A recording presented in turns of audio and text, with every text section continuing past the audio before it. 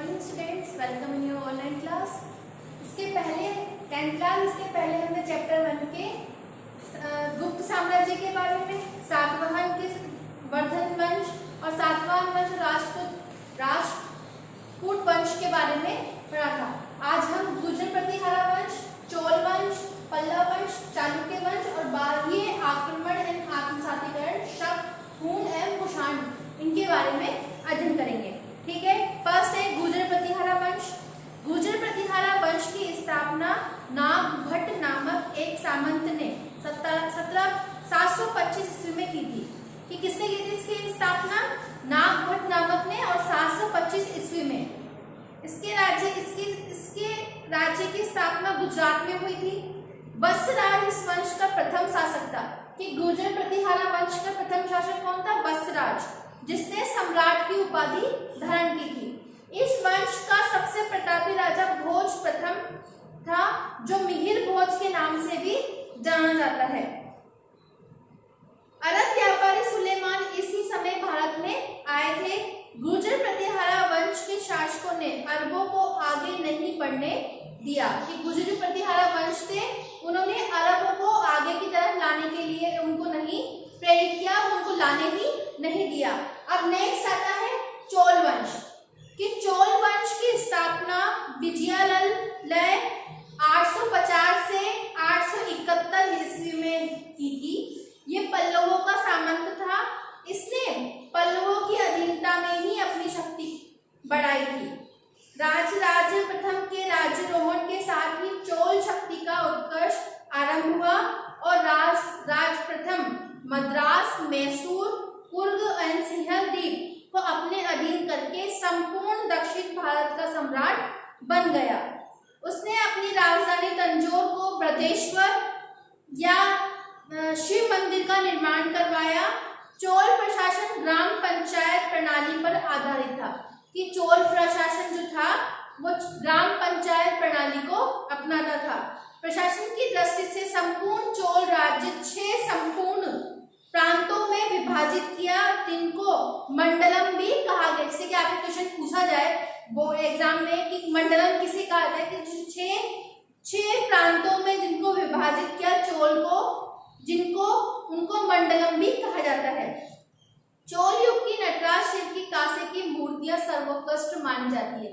कि चोल वंश था, उसमें नटराज शिव मतलब शिव की नृत्य आकृति को नटराज शिव का, तो उस आकृति की उन्होंने मूर्तियां जो थी वो बहुत फेमस थी। मंदिरों की गोपुरम शैली का भी विकास इसी युग में हुआ था। चोल समाज में स्त्रियां संपत्ति की स्वामिनी होती थी। कि स्त्रियों को भी संपत्ति में अधिकार दिया गया था। दास एवं देवदासी प्रथा भी प्रचलित थी। अब आता है नेक्स्ट पल्लव वंश। गुर्जर प्रतिहारा वंश पढ़ा, चोल वंश पढ़ा, अब नेक्स्ट आता है पल्लव वंश। दक्षिण भारत के पल्लव राजवंश के इतिहास के बारे में हमें अनेक साहित्य, पुरातत्व स्रोत और विदेशों के विवरण देखने को मिलते हैं, जिनसे हमें पल्लव वंश की जानकारी मिलती है। इस वंश के शासक अकार्टा, मद्रास, त्रिचन्नापल्ली एवं तंजौर पर राज्य करते थे।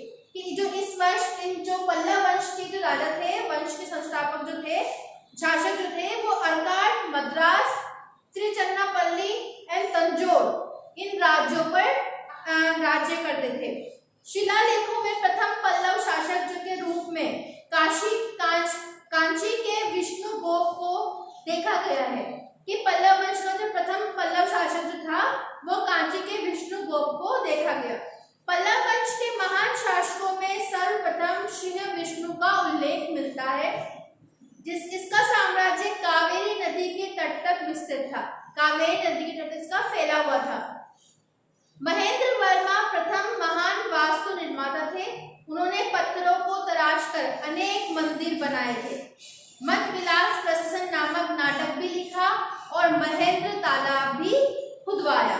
प्रारंभिक पल्लव राजाओं में मामल्लपुरम, महाबलीपुरम नगर की स्थापना की तथा वहां पर 5 रथ मंदिरों का भी निर्माण करवाया। अब आता है अगला चालुक्य वंश। वातापी के चालुक्य वंश के संस्थापक पुलकेशिनी प्रथम थे। कि वातापी चालुक्य वंश के प्रथम संस्थापक कौन थे? पुलकेशिनी। वातापी इनकी राजधानी थी। चालुक्य वंश की राजधानी कौन सी थी? वातापी। पुलकेशिनी प्रथम ने अनेक अश्वमेध यज्ञ भी करवाए और उनके उत्तराधिकारी कीर्तिवर्मन प्रथम को वातापी का प्रथम निर्माता माना गया। चालुक्य शासकों में पुलकेशिनी द्वितीय सबसे अधिक प्रसिद्ध थे। इनका राज्य उत्तर में नर्मदा नदी से लेकर दक्षिण में कावेरी नदी तक था। कि चालुक्य वंश का जो द्वितीय बहुत अधिक प्रसिद्ध हुए थे और उनका जो राज्य था वो उत्तर में नर्मदा नदी से लेकर दक्षिण में कावेरी नदी तक था। चालुक्य नरेश विक्रमादित्य ने 973 इसमें राष्ट्रकूट नरेश का परास्त कर दिया और कल्याणी को अपनी राजधानी में मिला लिया और यही नए चालुक्य राज्य की स्थापना की गई। अब आता है अंतिम बाह्य आक्रमण एवं आत्मसातीकरण शक, हूण एवं कुषाण। फर्स्ट आता है शक कि शकों ने भारतीय साहित्य में सिथियन कहा गया है कि शकों को सिथियन आपके क्वेश्चन आ सकता है कि सिथियन किसे कहा जाता है कि जो शकों में जो भारतीय साहित्य में जो सिथियन कहा गया है शकों को, किसको कहा गया है? शकों को। शक मध्य एशिया की लड़ाकू जनजाति थी। कौन सी जाति थी? लड़ाकू, बहुत लड़ने वाली, जिसने पश्चिमी अफगानिस्तान और बलूचिस्तान के संपूर्ण प्रदेशों पर अपना अधिकार कर लिया था। यहाँ से ही शक जो थे उनका बहुत अधिक बोलबाला था और वो यहाँ से शक जो बोलन दर्रे से लगभग 71 ईस्वी पूर्व में वो भारत में आ गए थे। शकों ने सिंधु प्रदेश को जीतकर सौराष्ट्र में शक शासन की स्थापना की। भारत में प्रथम शक शासक जो थे वो मावेश थे। कौन थे प्रथम शासक? मावेश। शकों की भारत में 2 शाखाएं थी। उत्तरी शाखा तक्षशिला व मथुरा, पश्चिमी शाखा नासिक व उज्जैन। इस वंश के शासकों ने अपने लेखों एवं मुद्राओं पर शक संवत का उपभोग भी किया है। जिन्होंने जो उनकी मुद्राएं वगैरह होती थी उन पे शक संवत का नाम लिखवाया गया। रुद्रदामन उज्जैन का सर्वाधिक प्रसिद्ध एक शक राजा था। इसका साम्राज्य पूर्वी पश्चिमी मालवा, द्वारका, जूनागढ़, मारवाड़, सिंधु घाटी, उत्तरी कोंकण और विंध्य पर्वत पर भी फैला हुआ था।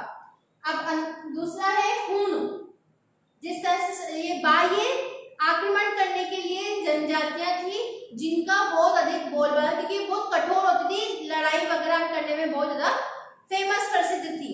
तो अब शब्द तो पढ़ लिया। अब आता है हूण। हूण मध्य एशिया की एक बर्बर जाति थी जिसने उत्तरी पश्चिमी सीमा की ओर से भारत में प्रवेश किया। कि उत्तरी पश्चिमी जो सीमा थी उस सीमा से ही अपने भारत में आए और तोरमाण नामक हूण शासक ने गुप्त साम्राज्य को नष्ट भ्रष्ट करके पंजाब, राजपूताना राजस्थान, सिंध एवं मालवा पर अधिकार करके महाराज धीराज की उपाधि को धारण कर लिया। मिहिर कुल नामक हूण शासक ने अनेक बौद्ध मठों एवं स्तूपों को नष्ट कर दिया था और ये बौद्ध धर्म का कट्टर शत्रु था। हूण जो था वो बौद्ध धर्म को कट्टरता से उसका विरोध करता था। हूणों के आक्रमण के कारण गुप्त साम्राज्य जो था वो पूर्ण रूप से नष्ट हो गया था। ऐसी स्थिति में भारत की राजनीतिक एकता भी समाप्त हो गई थी, क्योंकि गुप्त साम्राज्य था वो हमारे भारत के इतिहास में एक एकीकरण का मार्ग लेके आया था। तो इसने इनको जब गुप्त साम्राज्य को नष्ट कर दिया तो यहाँ पे हमारी जो राजनीतिक एकता थी वो खतरे में आ गई थी, वो समाप्त हो गई थी। देश पुनः ही छोटे छोटे टुकड़ों में बढ़ गया, क्योंकि इसने इतना ज्यादा अराजकता फैला दी कि हमारा जो देश पहले एकीकरण में बंधा हुआ था गुप्त साम्राज्य से, तो उन्होंने उसको वापस खत्म करके उसको अलग अलग छोटे छोटे टुकड़ों में वापस बांट दिया। अब आता है अंतिम कुषाण वंश। लास्ट टॉपिक है आपका कुषाण वंश। कुषाणों को यूची अथवा कोची चिरियन भी कहा जाता है। यूची कबीले से संबंधित थे। कालांतर में यूची कबीला 5 भागों में बट गया। इन्हीं में से एक कबीले ने भारत के कुछ भागों पर शासन कर दिया। कुषाण वंश का प्रथम शासक कुजलू कडफिसिस प्रथम था। विम कडफिसिस द्वितीय का भारत में एक विशाल क्षेत्र पर राज्य था। यह शैव मत का अनुयायी था। इसने भारत में प्रथम बार अपने नाम के सोने के सिक्के चलवाए, कि मुद्राओं में इन्होंने अपने खुद के नाम से सोने के सिक्के बनवाकर प्रसारित करवाए। कनिष्क भारत का एक प्रथम राजा था, कुषाण राजा था। इसकी प्रथम राजधानी पेशावर और दूसरी राजधानी मथुरा को नियुक्त किया गया, कि प्रथम राजधानी तो पेशावर को बनाया गया और दूसरी राजधानी मथुरा को बनाया गया। कनिष्क ने 78 ईस्वी में एक नया संवत चलाया, जिसे शक संवत के नाम से भी जाना जाता है। इसके शासनकाल में कश्मीर के कुंडल वन में आचार्य पार्श्व की अध्यक्षता में चौथी बौद्ध संगीति हुई थी। कनिष्क के राज दरबार में पार्श्व, वसुमित्र, अशुघोष जैसे बौद्ध विचारक, नागार्जुन जैसे प्रख्यात गणितज्ञ एवं चरक जैसे चिकित्सक विद्यमान थे। कनिष्क ने कश्मीर को जीतकर वहां पे कनिष्कपुर नामक नगर बसवाया। कनिष्क के शासनकाल में ही बौद्ध धर्म की महायान शाखा का उदय और प्रचार हुआ। आपके मैंने आज राजापन ने गुर्जर प्रतिहारा वंश, चोल वंश, पल्लव वंश, चालुक्य वंश और शक, हुन और कुषाण के बारे में पढ़ा।